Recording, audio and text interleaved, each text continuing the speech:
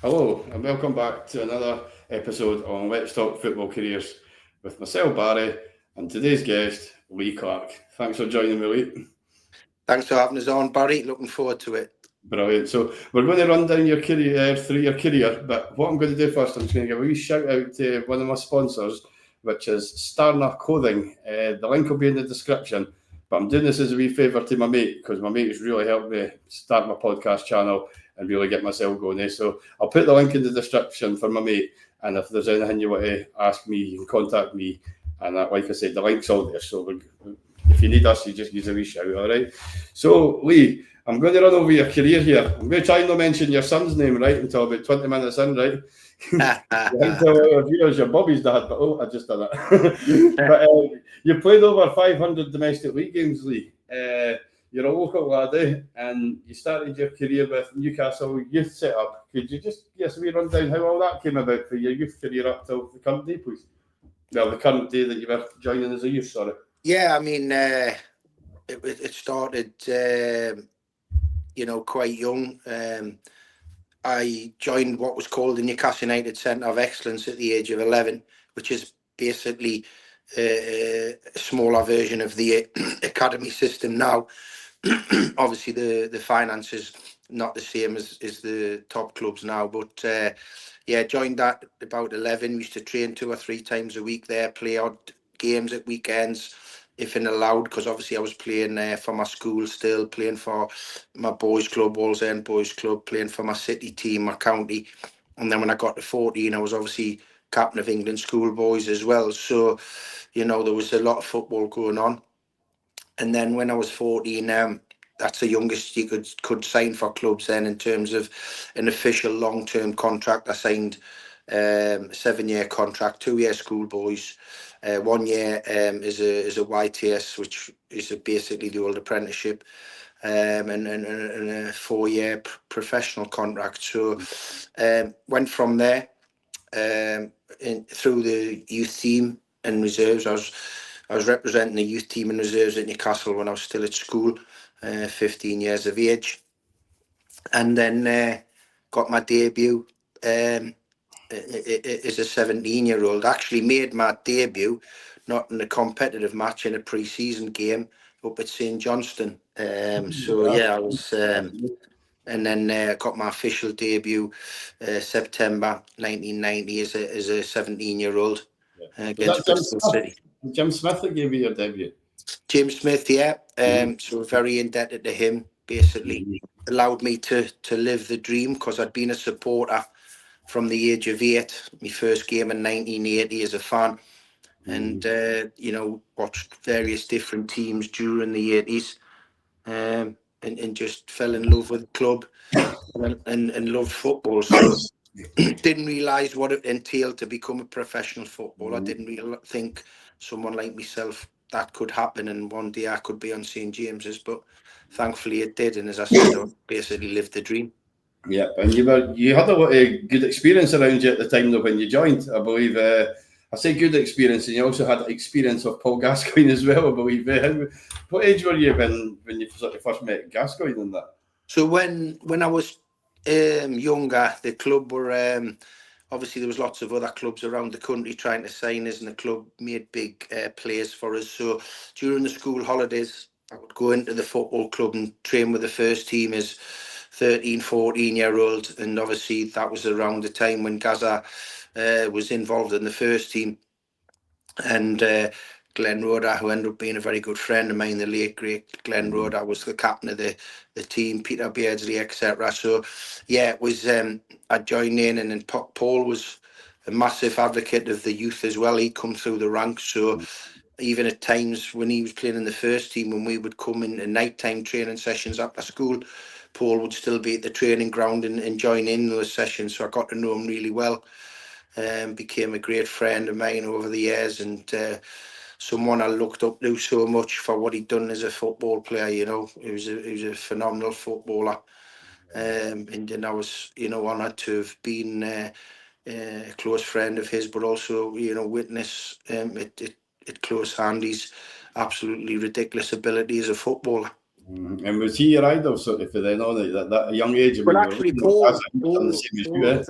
Paul was someone I admired, but my idol actually was Peter Beardsley, and from the early 80s. And the good thing about that, in full circle terms, in the 90s when Peter come back, I had the opportunity to play alongside That's Peter. right. So that was superb for me, and become good friends with Peter, and still stay in communication with him now. In my opinion, I know there's been some great players, and obviously everyone will point to Alan Sheeran. No one will ever take away his goals record, but when I talk about actual, the full package in terms of players, for me, and I know a lot about the players before I got to watch them in the 80s. I know a lot of the history of the club, but for me, Peter is the best player to pull on a black and white shirt. So that was a real honour for me. Yeah, you must have been living the dream, eh, when you joined there as a young lad, eh? I mean, you're basically doing what everybody that's watching. I'm trying to tap into how this feels, how it feels stepping out into St James Park, putting that Newcastle strip on, getting told that today's the day you're making your debut. Can you, obviously you can remember all that, but how does that feel, as a Newcastle lad? It was strange, and one of the stories was the early part of my career. I'd failed a couple of driving tests, so I couldn't drive. So I used to get the bus into the match on a match day when I was playing, and the driver of the bus, the 306 from where I lived in Wallsend, that took us to the bus station in the city centre, just a 2-minute walk from the stadium. He would let us off with a bus fare as long as I played well. So thankfully, he never had to call the bus fare in too many times. So I must have been impressing him. So yeah, I'd get on the bus with the supporters, and then walk up to the stadium, and then go and play in front of them. And the day they'd be praising us or having a pop at us. So that That's was the a thing bit you have to get used to. that was a bit of a. I never got the bus back, thankfully. I mean, the club organised either one of the lads to take us home, my teammates, or to get a taxi. So yeah, when I hadn't played very well or we'd lost the game, I didn't have to travel on the bus to get the stick of the fans and that. So that was a good thing. That's madness, eh?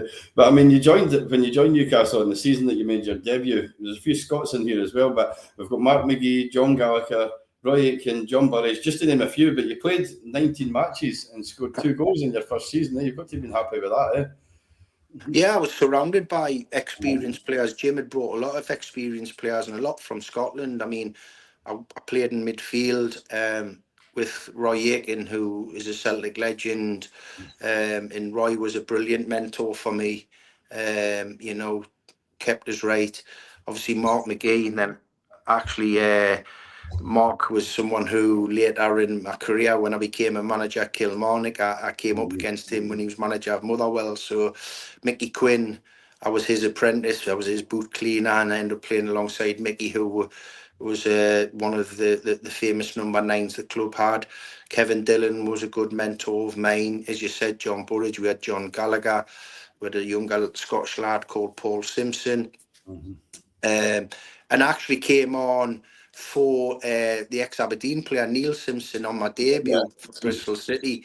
Neil had picked up an injury after about 30 minutes, so I'd came on for him, So I was surrounded by a lot of experience and really good guys. Ray Ransom was another, as you said, and people like that. So, and they were good mentors for us. They kept us on the straight and narrow. John Anderson was another one. And as you said, there's quite a large sprinkling of Scottish players in there, I think that's what made Newcastle so successful back then, but that's just my opinion. Just keep it at that. But no, your second season, 1991-92, you played 29 games, scored 5 goals this time. You felt this was a step up in level. Was this the season you got promotion, or was this the season? Was it the following season? Sorry. No, this wasn't the season we got. This was the year before, and this was me just gaining more and more experience. Unfortunately, Jim had lost his job. The team had lost in the playoffs to Sunderland, and Jim had been moved on, and Ozzy Ardiles came in as the manager, and he showed a lot of faith in the young players. All them senior players I mentioned, they basically got moved to one side, and Ozzy went with the youth of the football club. So I was part of a really young group then, and I was just gaining more experience and getting more confidence with the more games we played, and then that was the next step for me, really. That's right. So I've got it written down here. Sorry, my apologies. It says avoided relegation that season. And did Keegan take over partly into that season as well? Yeah, Kevin came in. We were obviously loitering around the relegation zone. We were a very young team and squad, as I said. We played some exceptional games, but were naivety cost us. You know, there was lots of examples of we've been 2 or 3 up in games and either drawn or losing. And because we played without fear.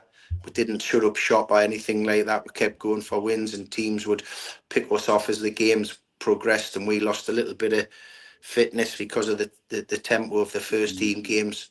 And then Kevin came in and basically kept us in the championship. And then obviously, let's say the rest is history. Yeah, and then the next season you won promotion right up to the Premier League, right at the right time as well, because this was when all the money was coming into the Premier League as well. Yeah, the Premier League had only been going 1 year, and then we got promoted as the champions. So we came in on the second season, and you know, we had an unbelievable chairman and owner, Sir John Hall, local businessman, who loved the club, and he loved, you know, what the club was about, the supporters, the local lads in the group, and you know, had obviously an inspirational manager, very high profile, and he backed him with the finances to bring the players in that he could, and that he did. And that's where Kevin's strength was, in terms of, they always say about management, it's about results and recruitment, and Kevin got those both off to a T. His recruitment was phenomenal. Every signing improved the group, made the level of training and the level of performance in matches go higher with each signing. And obviously we got the results, so that went hand in hand. And we went. It was Newcastle at the time. I mean, for what you can remember, seeing it from a player's point of view, the City must have been buzzing that over the 3 years that we've just discussed, where you're starting to, Newcastle's coming back up again as well. Did your life been changed overnight? It did, but obviously the manager had unbelievable standards. So when we got promoted, he wasn't settling for that. And him and the chairman came out in public and said that we were ready to challenge the big boys, and we were ready to take the club into Europe. And people probably thought, outside in Newcastle, probably laughed at that and thought, yeah, we'll go, here's another owner and manager and group of players who don't understand what the Premier Leagues are like about.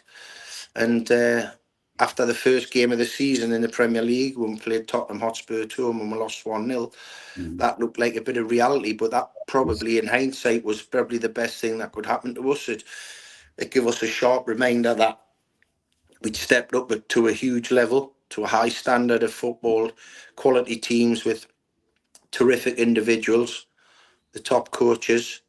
And as I said, it worked in our favour, because it gave us a bit of a wake-up call. We went then to Coventry, second game of the season. We did lose the game, but we played really well. And then our third game, we went to Old Trafford and played terrific and got a 1-1 draw at Old Trafford. And I think that we built in those 3 games, whereas the first one we deserved to lose to Tottenham. You know, they were far superior to us and taught us a lesson.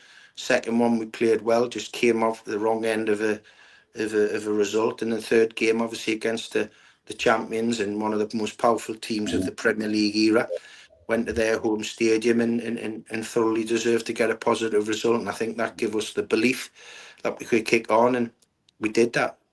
And yeah, I mean, you had Andy Cole and Beardsley together at one point, They combined scored 55 goals, and that was where the name The Entertainers came from, I believe. The way, like you said, you didn't know what to stop attacking, and that probably, in hindsight, was the downside. But it was so entertaining. That was when you were really starting to come on. Man, you won the league that year. Blackburn came second, and then it was Newcastle in third. So that got you into the Champions League, Europa League, as it would have been known now. Yeah, I mean, obviously Europe was a completely different ball game then.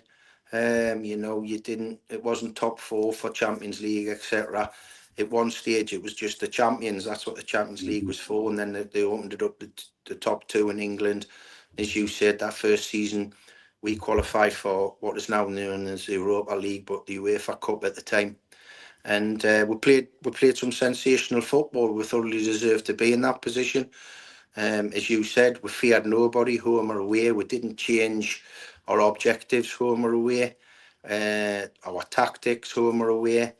You know, we had a great setup with Kevin as manager, Terry McDermott as assistant, was a great guy in and around the dressing room, and we had Derek Fazakli, who was a brilliant on-grass coach. And so the three of them dovetailed together really well and got us to play some really exciting football, dynamic football. Is, you know, people will always say that because I think they take this because of the 2-4-3s against Liverpool, one of them being classed as the best ever live game on Sky, that they give us this reputation that we weren't particularly very good defensively, when in all honesty, and I know stats are huge in the game now, if you look back on those stats, we were never out the top three for our defensive record, but we're just a team that knew and were encouraged by our manager, if the opponent scored X amount of goals, we could score one more than them, and that proved to be the case on many occasions. So, yeah, we, as you said, we it's a newly promoted team. You know, not many teams do that, come up and finish in that sort of position. No. But that was just the start of it, really, and we went from strength to strength.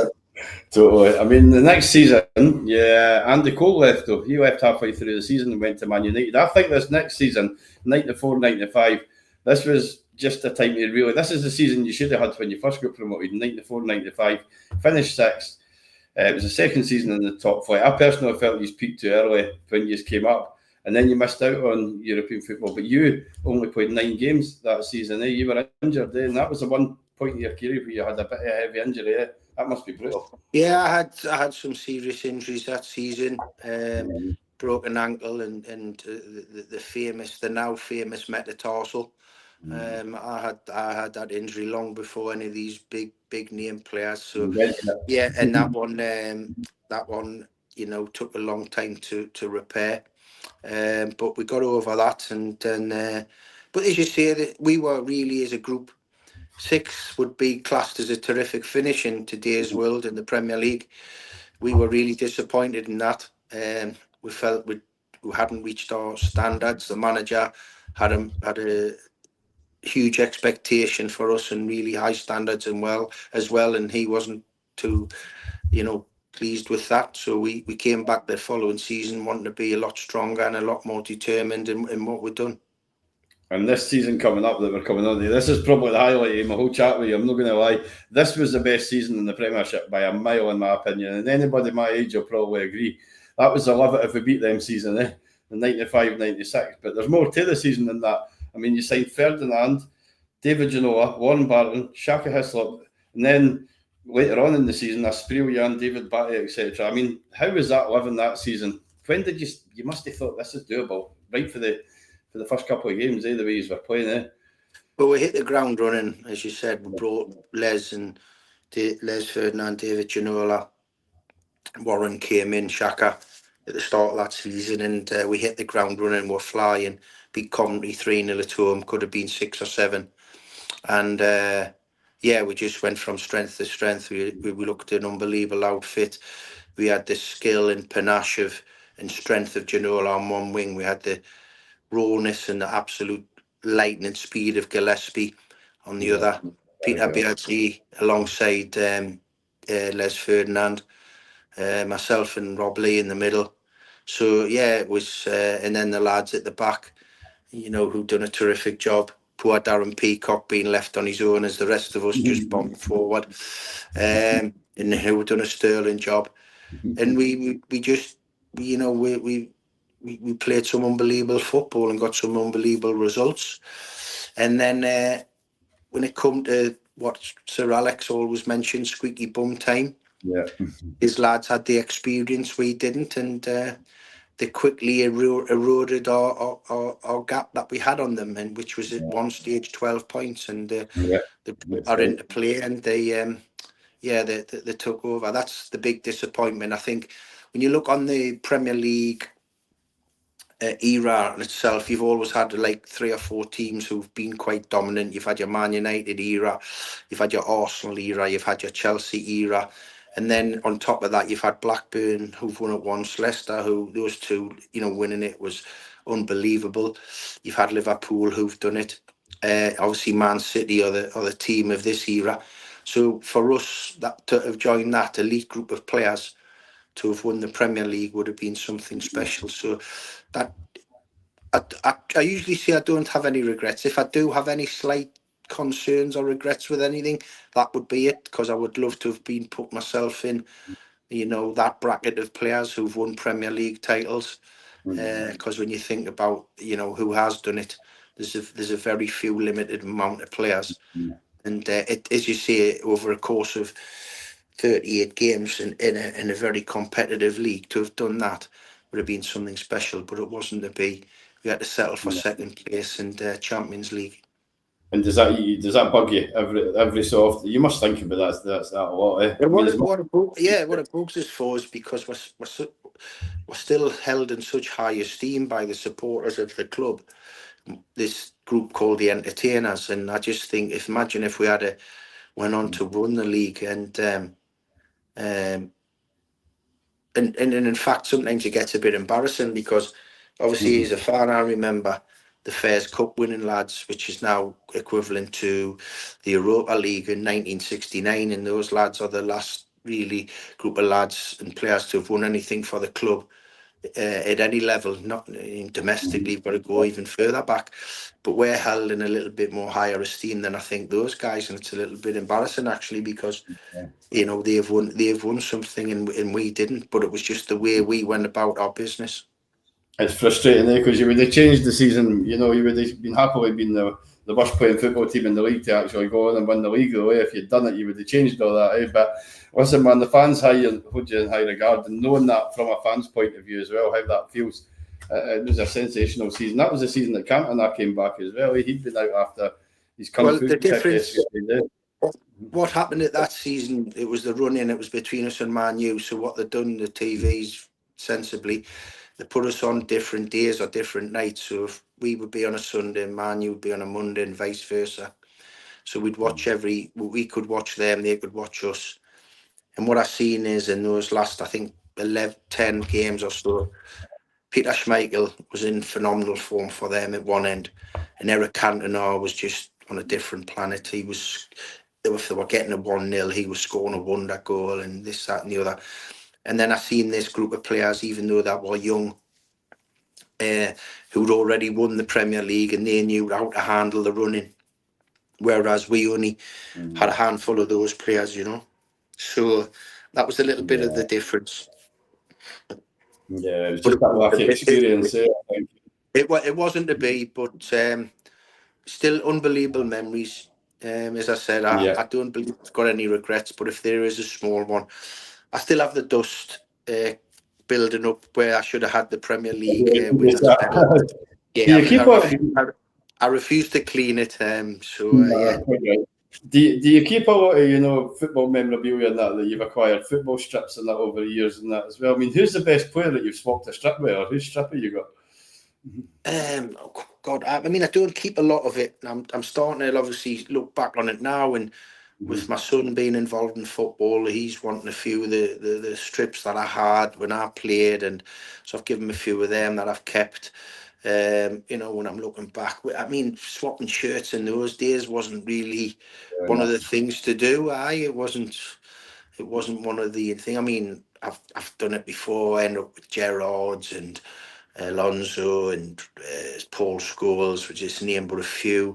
But when you talk, I would say domestically the best player or the best midfield two I played against was Scholes and Keane. Who could do both. I mean, Stevie Gerrard was just a young lad coming through then, Xabi Alonso. They were a phenomenal pairing. But in terms of internationally, Zidane will be the one that you see, wow, that's a proper player as well, Different level. Speaking of all these different players, I've got to make a wee nod. I believe that last season, before you left Newcastle, you ended up renting your house out to Duncan Ferguson. Is that right? I did, yes. When I moved down south, when I moved down south, Big Dunk rented my house out, and you probably know, being a Scotsman, Dunk's a keen pigeon racer. and Duncan wanted to put a pigeon cree in my back garden, which I didn't allow him to do. But Duncan knew that my father was a keen pigeon racer as well, so he was trying to get my father to allow him to do this. But so you can imagine it was a nice property that he was renting off his, and you know, the last thing I wanted was pigeon muck all over the back garden. But even when I came back to the property and Duncan had left, I think he'd forgot to do his postal change. So I still used to get Pigeon Weekly coming through the post and stuff like that. So, but he was a good tenant. He was a nice guy off the pitch, but on the pitch, unbelievable footballer, by the way. I think his reputation in terms of being a hard man sometimes overlooks the qualities he had. But yeah, you know, but he was a good tenant. He always paid on time. That's good. And then that was your last season at Newcastle, the 96-97 season. But that was also the season before you left. You signed Alan Shearer. That was the season. Did you get to play alongside Alan Shearer, or was Shearer? No, Alan came in the summer. So I'd had a season with Alan. But I also knew Alan from being younger. He was from the area. I played at Wallsend Boys Club, a couple of years older than me. So, you know, we'd mix together because at Wallsend, our training programme was on the same night. You'd do half an hour in the gym, which was like a room upstairs, and then you'd go down to the five-a-side court and do your football stuff. The next age group would come in, etc., all the way through from under 11s to under 18. So you would see Alan, and obviously we'd heard about him. And then obviously in his career, he started at Southampton and it was terrific there, went to Blackburn, and he came back home. And we thought actually this was the final piece in the jigsaw, would sign the best number 9 in the business. And especially the way we played as a team, partnering him with Les Ferdinand, even though that would probably mean the detriment to myself, because Peter Beardsley would drop a little bit deeper then into the midfield area. And so yeah, I mean, it was brilliant to have these players. I've always said, when I look back on my career as a midfield player and someone who I believe like to make things happen with passes and stuff like that, and try and create the quality of strikers I played behind was phenomenal, really, in the 3 clubs that I played at. I was lucky enough to play behind some unbelievable strikers, and he was obviously at the top of the tree. And you're one of the few players that have actually been promoted with 3 different teams up to the Premier League, I believe, with Sunderland and obviously Fulham, which we'll come on to as well. But joining Sunderland, basically, how did that all come about? Because I believe that you'd spoke to a few other clubs, and then Peter Reid got you drunk, basically. Is that kind of how it came about? If you could share that. Well, I did speak to a lot of clubs. I spoke to the 2 big old firm clubs. Spoke to 2 foreign clubs. Sorry, did you come close to joining these other clubs as well? Yeah, I mean, obviously, that's probably when I talk about regrets after I've been up there and I worked as manager at Kilmarnock, and I've seen, and obviously my big pals, Alan Thompson, who played for Celtic. So when I've been up to the Old Firm games, I'd love to have been involved in those as a player. So that's possibly something at the time you regret, but you're thinking at the time, you know, without being sound patronising or disrespectful, the opportunity to stay in England, you know, in terms of that was difficult. So there was lots of other big clubs I turned down, and the reason, you know, I went to meet Peter Reid out of all the last, I think I spoke to 8 clubs in total who'd agreed a fee, and the reason Peter was last, and the reason was basically out of respect for my old mentor Paul Bracewell, who I played alongside at Newcastle, who was assistant manager at Sunderland. And I obviously knew about Peter Reid. He played in that unbelievable Everton team of the 80s with Paul. But when I went to meet him, 2 things happened. Brilliant guy, you know, fantastic guy, got on really well with him. And he probably knew I wasn't the best drinker in the world, certainly not pink champagne. So 3 or 4 bottles later, when, you know, a bit worse for wear, I'd committed to a 5-year contract. So madness.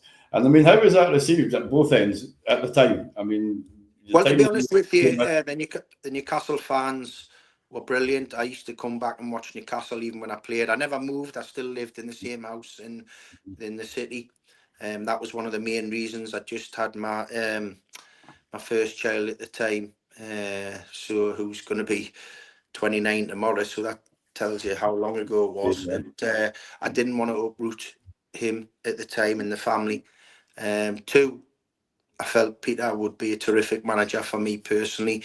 They were moving into the Stadium of Light as well, which was state-of-the-art stadium. And yeah, listen, in terms of football, I had 2 brilliant years. In terms of with the Sunderland fans, I had to hit the ground running because they knew I was a Newcastle fan. I was an ex-Newcastle player. I was from Newcastle. I never hid that allegiance, and I had to hit the ground running, and thankfully I did. And it took us to the, it took us to the heart. Positive about what I'd done as a footballer for 2 years there, and I had 2 brilliant seasons with a great group of lads, tremendous lads, some great footballers there. And as I said, a man who wasn't only a brilliant manager, has become a good friend of mine since. So yeah, really enjoyed it. And did you ever play against Newcastle for Sunderland? I didn't know, and one of the reasons why I needed to move was when we got promoted to the Premier League, and that opportunity in terms of in that situation was coming up where I would have to play for Sunderland against Newcastle. And hand on my heart, one of my biggest assets is giving everything for the team, no matter how good or bad I'm playing. I believe I'm someone who just gives 100%. And I'm not sure I could have done that in terms of wearing a Sunderland shirt for Newcastle. And I had to be responsible and respectful to the Sunderland fans. But obviously the way it ended didn't work out that way, with the derogatory T-shirt. Looking back on, obviously something I regret, because those fans it done really well for us, but when things had to then got speeded up in terms of the move.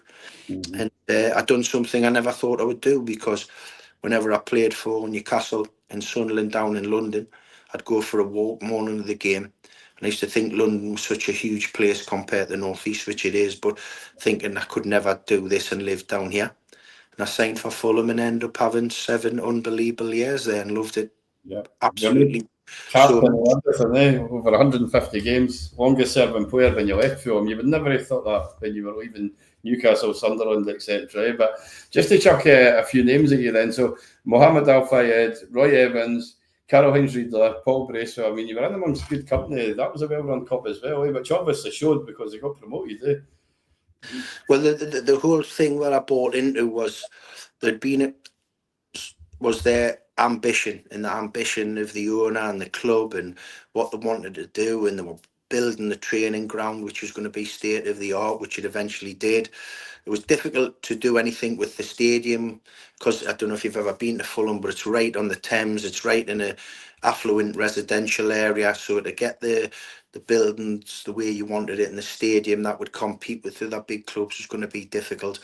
So the day I signed, there was a group of people that had formed this group and a group of fans. And what they were celebrating was it had been 4 years to the day that they finished 91st out of 92 league clubs in England. And I was signing for them in the Championship to then 2 years down the line get promoted to the Premier League. And then a year further down that line, we got into Europe. So you're talking over 8 years, it had gone from finishing second bottom of the last league in the English Football League to 8 years later playing 1860 Munich in the what's now the Europa League. So it was a club. It was celebrity. It was the breaking records in terms. I mean, in that when you think 1999 when I signed for them, they broke their club record to sign me in the Championship for £4 million. People laugh that now because £4 million seems nothing, but £4 million in 1999, especially for a Championship club, is potentially equivalent to about £50 million now. When you consider Shearer was the most expensive player ever at that time for 15 million. So I'm like 11 million behind. So when you're considering players have gone for hundreds of millions, you would probably be seeing that's between 40 and 50 mil. So when you're thinking a Championship club are prepared to spend that, that gives you the idea. shows you the belief they've got in you as well. Eh? And I mean, was that a good club there? You had John Tigana. I can never pronounce his name. John Tigana. John Tigana took over from Paul after Paul unfortunately got sacked, Paul Bracewell. And then we had, obviously, we had a great team then. Obviously, the Scotsman John Collins was part of it. And John brought a lot of good things because he'd worked with Jean Tigana at Monaco. So he brought a lot of the ideas that the manager would want. You know, we played with a lot of flair. We were ridiculously fit. Yeah, we had a tremendous time under him. And as I said, we had a training ground that was the envy of everyone in Europe. We were based in West London, which is obviously a brilliant place for people to be. We had A-list actors who are our supporters and stuff like that. So yeah, it was. I loved it. I love going back. My daughter lives down there now. She lives in Fulham, and yeah, it's a special place for me. Everyone knows Newcastle, how important that is to me, and Newcastle United, but Fulham run them a very close second. Yeah, I think that you were very fortunate in the teams that you joined. Even when you came through Newcastle, you were joining teams that ready to just hit their peak, I think. They were ready to kick on. I mean, you had Louis Saha scoring 32 goals that season as well. You had Andy Cole, we mentioned before, Peter Beardsley, Alan Shearer. Makes you wonder if your passing was actually that good or if it was just a finish. Well, you're right. When you start, I could do it from the start. I had Mark McGee and Mick Quinn. I then had David Kelly, Andy Cole, Gavin Peacock.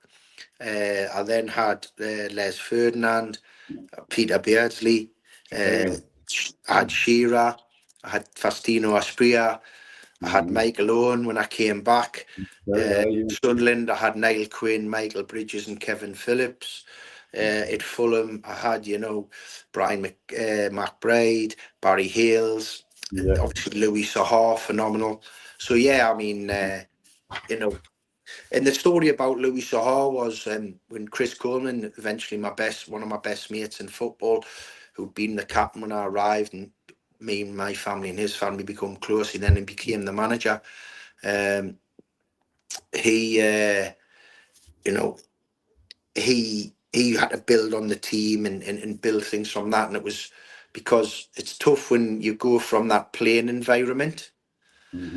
And what Chris had done, he built this team and we were flying. We went to Old Trafford and won 3-1 at Old Trafford, myself scoring that game.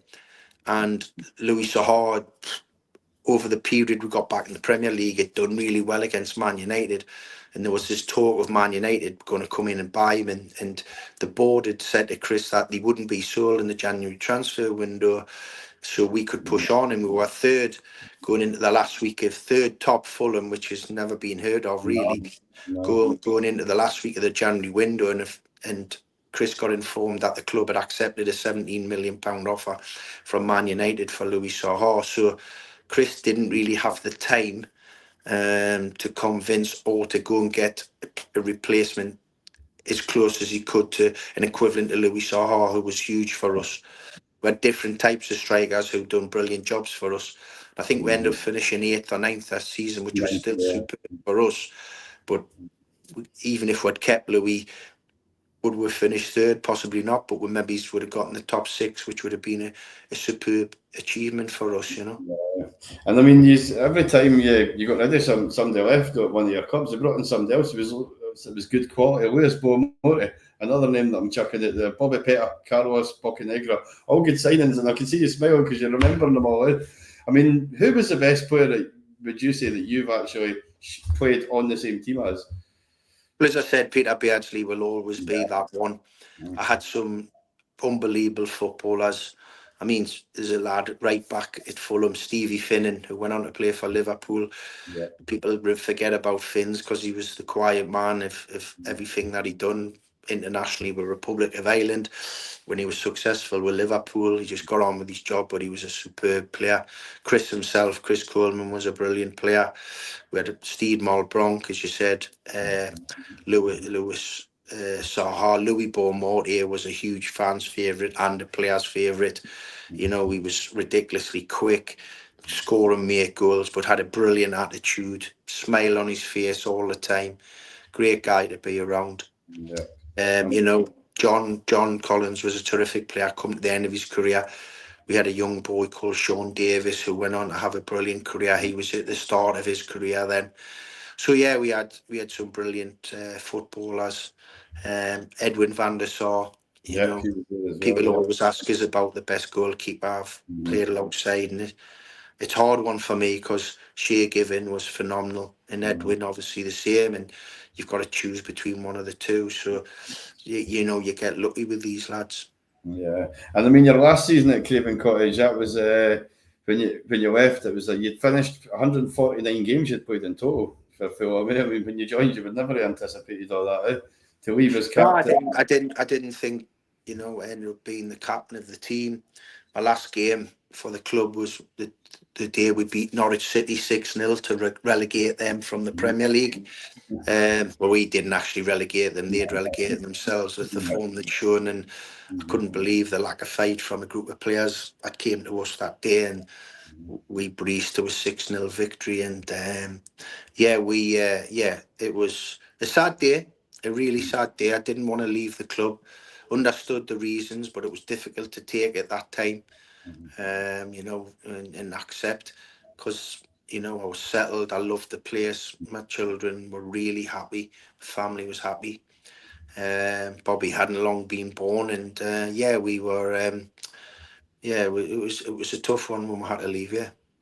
You got a wee message for the Fulham fans. I mean, they know how much I like them, but you got a wee message for the Fulham fans. Just always, like I always say, I thank them from the bottom of my heart, how they looked after me and my family, how they still look after us when I go back, the rapport I have with them. The club's very special and very special to me. I always look out for the results still, you know, want them to do well, and always look forward to going back to a special place.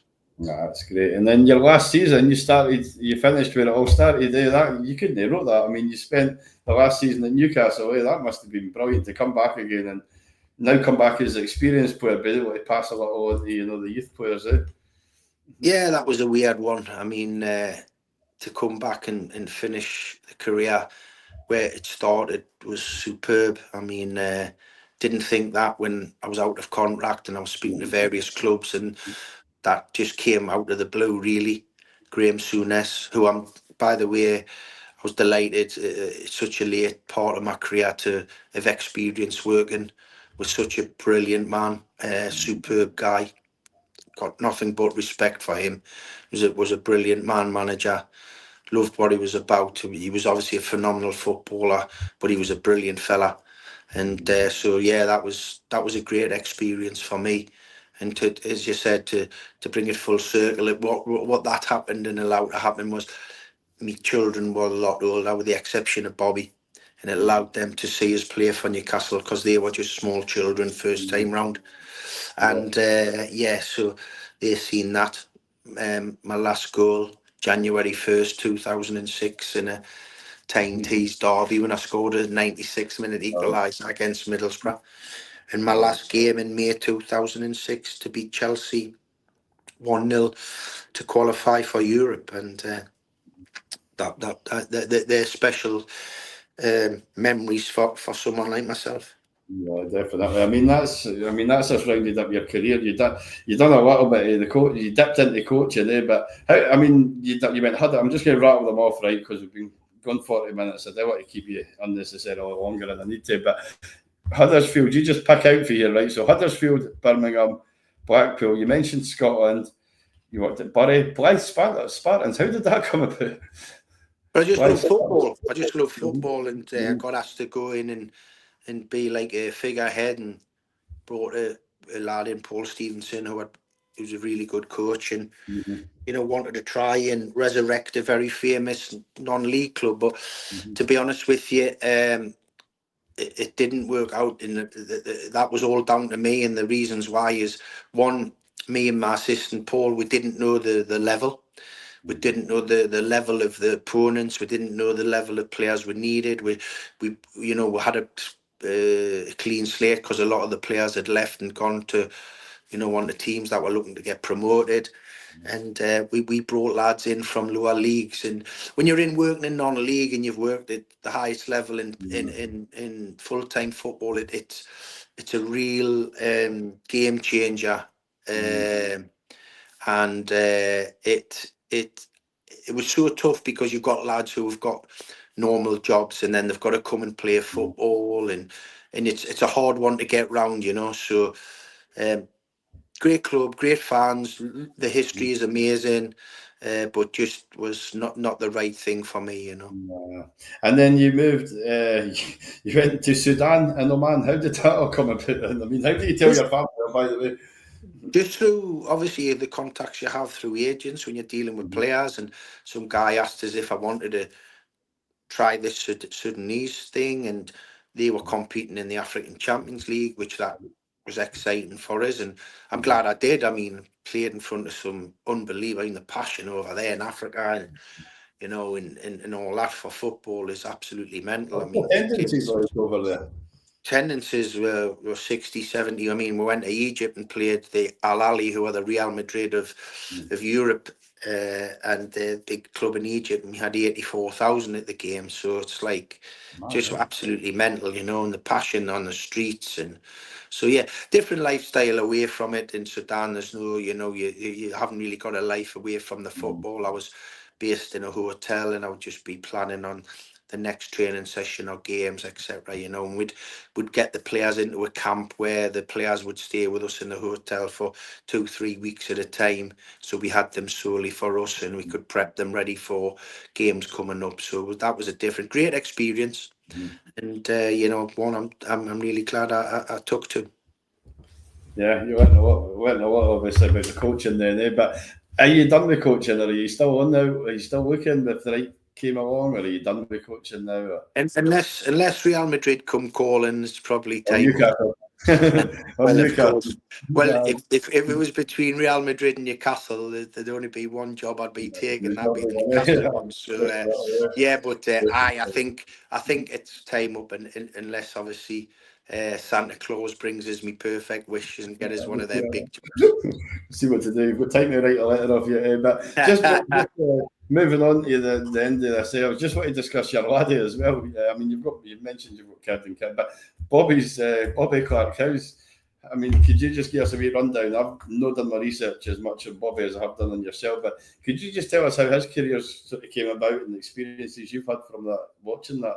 So starting from the beginning, when he was really young and he was living down Birmingham, and I was Birmingham City manager, it was a weird conversation when I got home, and his mum said to us that you won't believe what's happened. He's been playing for his local village team, and they'd asked him would he like to join the Birmingham City Academy, and when she said, is this a wind-up? And he said, oh no, and they showed his accreditation, and she said, you do know who his dad is, don't you? And he was like, no, and she was like, oh, he's the Birmingham City first team manager. So a lot of people think, oh, he got put in the Birmingham City Academy because I was the manager, and couldn't be any further from the truth. So he went into there, and then when I lost my job there, the club thankfully waived the right of that compensation, so came back up home, and he trained at all the three northeast clubs, Newcastle, Sunderland, Middlesbrough. Obviously was always going to be pushing towards Newcastle.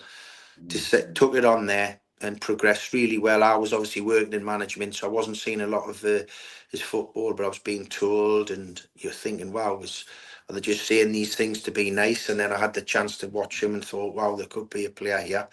He decided that things weren't working the way he wanted to at Newcastle, and that he'd hoped. And then he got the move to Liverpool, and that just went crazy. It went quicker than he thought. He made his Premier League debut as a 17-year-old. Obviously won the Carabao Cup. Was part of the team that won the Carabao Cup. Became the 5th youngest player to ever score in Europe for the club. And just played for an unbelievable manager and person in Jurgen Klopp. Loved it. Fans were unbelievable with him and the family. And what an organisation. Jurgen obviously left. His assistant, Pep Linders, and one of the coaches from Liverpool, Vito Moras, who was the link between the academy and the first team, played a big part in Bobby's development. He went assistant manager with Pep to Red Bull Salzburg. And Arne Slot came into Liverpool, made it clear that, you know, a lot of the youngsters weren't going to be used. They either had to go on loan or whatever. They turned down the opportunity to allow Bobby out on loan, so the possibility for him to keep playing was permanently. Bobby didn't want to hang around after being in the first team group and playing such important games to go back in under 21 football, even though he was 19, and got this opportunity after about 6 or 7 bids from Red Bull Salzburg to go and join them. And now competing in Champions League football, will play in the Club World Cup next year. I've already been over to Prague to watch him play Sparta Prague. I've been to Feyenoord just last week to watch him play there. I'll be going to Leverkusen to watch him play against Bayer Leverkusen next week. So yeah, and obviously he's got some juicy fixtures. Bayer Leverkusen end of November, start of December, Paris Saint-Germain at home, 22nd of January, Real Madrid away in the Bernabeu, and then 29th of January, Atletico Madrid at home. So this experience is phenomenal. Red Bull Salzburg is a club that's been known for developing young players, and especially with Pep being the coach there, we believe this is the right career move for Bobby at this moment in time, for him to develop into the player we hope he can be one day. Yeah. And does he give you a lot of stick telling you he's done more in these last couple of years than what you've done in your whole career about it? Well, he won a trophy within a year or so, and I hadn't done that in 20 odd years. So, he winds us up about that one. But we're immensely proud of him.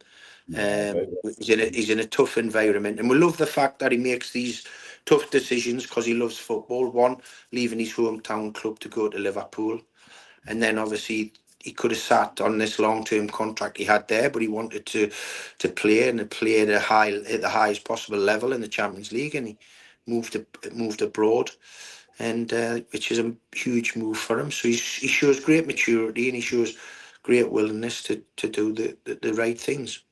Yeah, and you watched them playing against Newcastle. How was that? Did they play against Newcastle? That wasn't great. I've got to say that wasn't great. It was my heartstrings were getting torn all over the shop that day. I was glad. I think maybe one of them went in a draw and one of the one in Liverpool's favour. I was glad when that game was over, I've got to say. Yeah. I bet you were. But no, listen, it's been absolutely fantastic. We'll wrap it up there. I mean, you've given me over 45 minutes of your time. I can't thank you enough for it. But what I'll do, right, is I'll end the recording and I'll right. I'll thank you. I've never actually asked. I'm not one of these that do it a lot, but if everybody that's watching enjoys it, hit the bell, like, subscribe, all the usual shenanigans. And really, I just want to keep putting out content that the fans are hopefully enjoying. So no problem. I'll have a wee chat with you off camera, and then that'll be us leave. But thanks so much. I really appreciate that. Thank you. Cheers. Thank you. Bye. And end recording there. Bear with me. I think that's the end. Yep.